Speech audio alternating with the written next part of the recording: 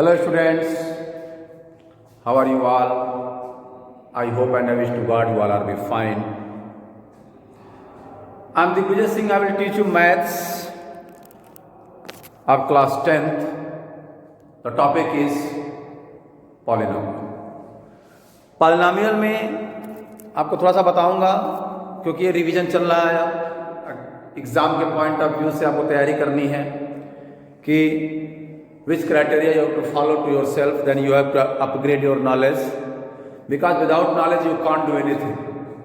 जिंदगी में किसी के पीछे भागना नहीं, अपने आप को पावरफुल बनाना, अपने आप को अपग्रेड करना, अपने आप को इतना मजबूत बनाना, अपने आप को इतना मजबूत बनाना कि कोई आपको हिला ना सके, अंबुजा सीमेंट की तरह। ध्यान रहे, कहते हैं ना कि छोड़ दे सारी दुनिया किसी के लिए, ये मुनासिब नहीं जिंदगी के लिए। अपने कर्म को ध्यान दो, अपने फर्ज को ध्यान दो, अपने आने वाले फ्यूचर को ध्यान दो, तभी आगे बढ़ पाओगे, तभी कुछ कर पाओगे। क्योंकि जिंदगी का ये नाम नहीं है कि बस किसी के पीछे अपने आप को लगाते रहे। जिंदगी का ये भी नाम है कि अपने आप को अपग्रेड करके, मैं आपसे पहले भी कह चुका हूँ कि जब तक आप अपने आप को समझेंगे नहीं, जब तक आप अपने आप को पहचानेंगे नहीं, जब तक आप अपने आप को जानेंगे नहीं, तब तक आप इस सोसाइटी के लिए, इस देश के लिए, इस समाज के लिए कुछ नहीं कर सकते। तो सबसे पहले आपको अपने लिए कुछ करना है।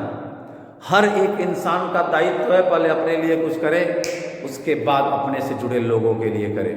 यही इंसान का फर्ज है, यही इंसान का दायित्व है, यही उसका कर्म है। तो बेटा स्टार्ट करने से पहले हम पॉलिनोमियल पे चर्चा करेंगे कि पॉलिनोमियल क्या होता है। पॉलिनोमियल बस सुन लीजिए, 9th में आपने पढ़ा था पॉलिनोमियल इज जस्ट लाइक क्या है डॉट डॉट डॉट।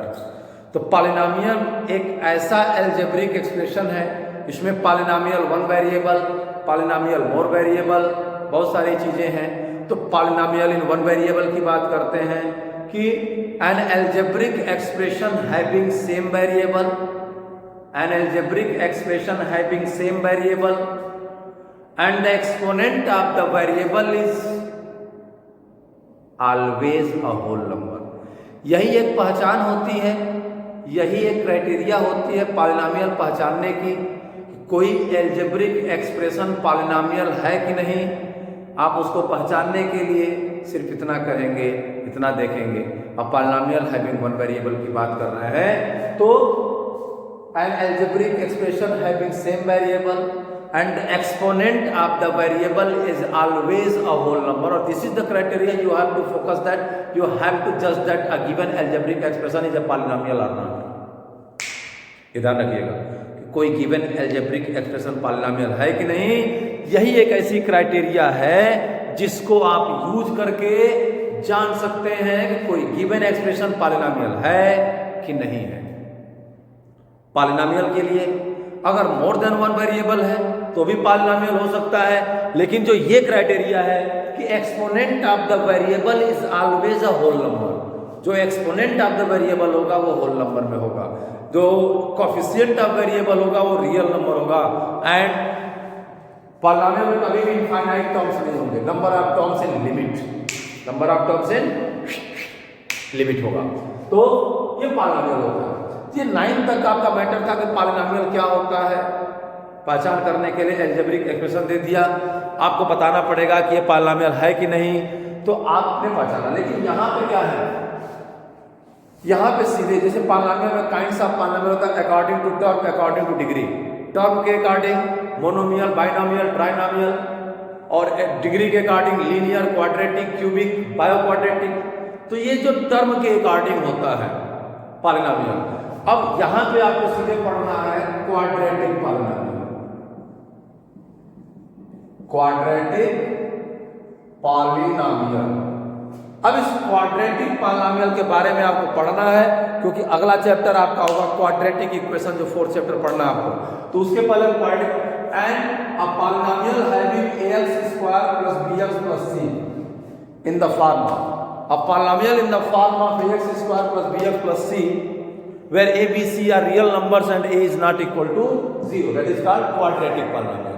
अब ये क्वाड्रेटिक क्यों है? क्योंकि इसकी डिग्री 2 है. डिग्री क्या होता है? Highest exponent of the variable. Highest exponent of the variable is called degree. तो पॉलिनोमियल को समझने के लिए आपको अलजेब्रिक एक्सप्रेशन जानना होगा. अब अलजेब्रिक एक्सप्रेशन क्या होता है? Combination of variables and constants connected by the addition, subtraction, division, multiplication, that is called algebraic expression. उसको क्या कहते हैं? अलजेब्रिक एक्सप्रेशन कहते हैं. अब जिस अलजेब्रिक एक्सप्रेशन की क्वालिटी कुछ बदलती है तो पॉलिनोमियल हो जाता है. अब उसमें वेरिएबल पे पावर अगर 1 है तो लीनियर होगा, हाईएस्ट पावर 1 है तो लीनियर होगा, हाईएस्ट पावर 2 है तो क्वाड्रेटिक होगा, हाईएस्ट पावर 3 है, एक्सपोनेंट 3 है तो क्यूबिक होगा. ये ध्यान रखिएगा.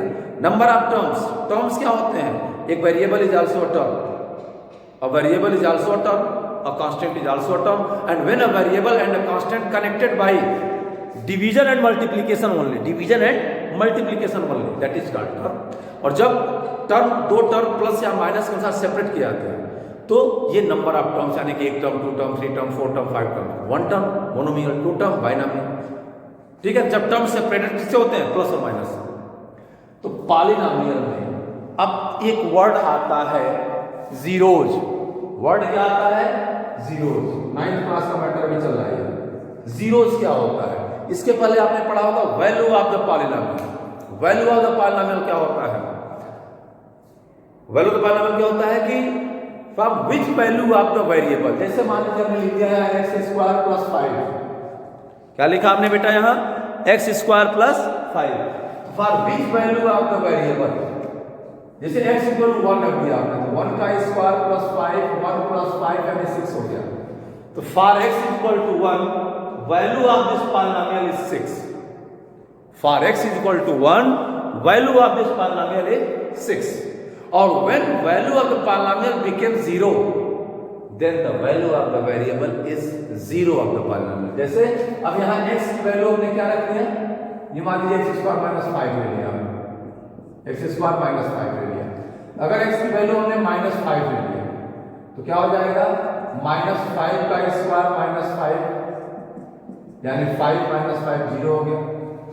तो x इक्वल टू माइनस 5 के लिए, x इक्वल टू माइनस 5 के लिए इस पॉलिनोमियल की वैल्यू 0 हो गई. तो x इक्वल टू जो माइनस 5 होगा इसका 0 ऑफ द पॉलिनोमियल कहलाएगा. क्या कहलाएगा? इसका 0 ऑफ द पॉलिनोमियल कहलाएगा. ये ध्यान रखिएगा. ठीक है. तो अब लीनियर पॉलिनोमियल है तो 1 0 होंगे, क्वाड्रेटिक पॉलिनोमियल है तो 2 0 होंगे, क्यूबिक पॉलिनोमियल है तो 3 0 होंगे, बायो क्वाड्रेटिक पॉलिनोमियल है तो 4 0 होंगे. यानी जितने डिग्री होगी उतने उसके जीरोज होंगे और उतने ही उसके फैक्टर होंगे. ये ध्यान रखिएगा. जितनी डिग्री उतने जीरोज, उतने ही फैक्टर. ये जीरोज होता है. तो बेटा कहने का मतलब ये है कि that is the base. You have to understand that what is the base.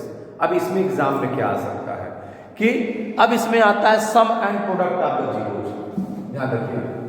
अब जो आपके लेवल का है sum and product of the zeros. Sum a polynomial in the form of ax square plus bx plus c. तो सम of zeros.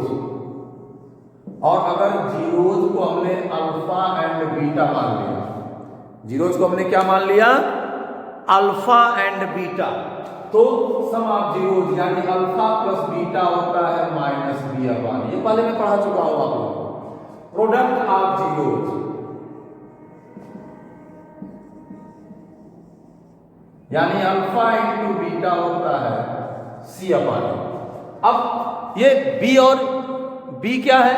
देखिए minus, समझिए इसको, coefficient of x and coefficient of x square. A क्या है? Coefficient of x square. C क्या है? Constant term. और A क्या है? Coefficient of x square. तो कहने का मतलब ये है बेटा, ये आपके टॉपिक में है, आ जाता है क्वाड्रेटिक पॉलिनोमियल दे देगा और find the zeros of this quadratic polynomial and verify the zeros and the coefficient, यानी कि इनको वेरीफाई करना होगा रिलेशन दिखा के। तो हम कोई एग्जाम्पल लेके फिर वेरीफाई करते हैं, या बुक से ही कुछ क्वेश्चन एनसीईआरटी का ले लेते हैं, करते हैं, कुछ है नहीं बेटा, थोड़ा ध्यान दीजिएगा। Verify the relationship between the zeros and the coefficient. मान लीजिए हम कोई भी इक्वेशन ले लेते हैं, कोई भी इक्वेशन ले लेते हैं हम लोग, क्या करना है, और इक्वेशन लेने के बाद आप उसको आराम से दिखा सकते हैं कि क्या करना है क्या नहीं करना है, लेकिन ये है कि पढ़ना पड़ेगा। जब तक आप पढ़ोगे नहीं तब तक कुछ होगा नहीं। जैसे मान लीजिए हमने लिया x² - 2, x² - 2 छोटा सा, और इसका जीरोज फाइंड करना है आपको। क्या फाइंड करना है? जीरोज फाइंड करना है। तो ये फार्मूला होता है, फिर दोबारा हम लिख लेंगे, आप चाहे तो पॉज करके नोट कर सकते हैं। हमने क्या लिया, ध्यान दीजिएगा बेटा, एक पॉलिनोमियल लिया x² - 2, अब इसका जीरोज निकालना है and verify the relationship between the zeros and the coefficient. तो पहले इसका जीरोज निकाल लीजिए, दो तरीके से निकाल सकते हैं, इक्वल टू 0 कर लीजिए तो x² = 2 हो गया, x = √2 यानी +-2 हो गया, यानी इसके जीरोज हो गए √2 और -√2। इसके जीरोज क्या हो गए? √2 और -√2। ध्यान रखिएगा बेटा। तो अब सम ऑफ जीरोज, अब अगर इसको हमें क्वाड्रेटिक पॉलिनोमियल में लिखना होगा, इसको लिखेंगे x² + 0 × x - 2 = 0। चूंकि यहाँ x का कोई टर्म नहीं है, जब x का कोई टर्म नहीं, 0 × x लिख देंगे, कोई दिक्कत नहीं है, ठीक है। तो सम ऑफ जीरोज, ये रिलेशनशिप निकाल रहे हैं, यानी √2 + -√2, यानी √2 - √2 0 हो गया। तो 0 को आप लिख सकते हैं 0/1, 0 को लिख सकते हैं 0/1, यानी 0 ना तो नेगेटिव होता है ना तो पॉजिटिव होता है, 0 ना तो नेगेटिव होगा ना तो 0 पॉजिटिव होगा। तो ये क्या हो गया? Coefficient of x upon coefficient of x², coefficient of x², 1 क्या है? x² कोफिशिएंट 1 होगा। Product of zero, product zero क्या होगा? √2 × -√2 यानी -2 हो जाएगा। तो -2 को हम -2/1 लिख सकते हैं। तो constant upon coefficient of x², ये तरीका है, कोफिशिएंट ऑफ x²। तो इस तरीके से हम सम और प्रोडक्ट निकालकर हम जीरोज का कोफिशिएंट के साथ रिलेशनशिप निकालते हैं, और रिलेशनशिप निकालने के बाद चेक कर लेते हैं। देखिए यहाँ पे कांस्टेंट ऑफ -2 है, x का कोफिशिएंट 0 है, x का कोफिशिएंट 1 है, इसको -b/a लिख के भी डायरेक्टली आप कर सकते हैं। तो इस तरीके से आपको मैं रिवाइज करता जाऊंगा और आप ईमानदारी से पढ़ते जाइएगा, कोई चीज़ें बहुत बड़ी नहीं हैं, एक बार फिर रिवीजन कर लीजिएगा।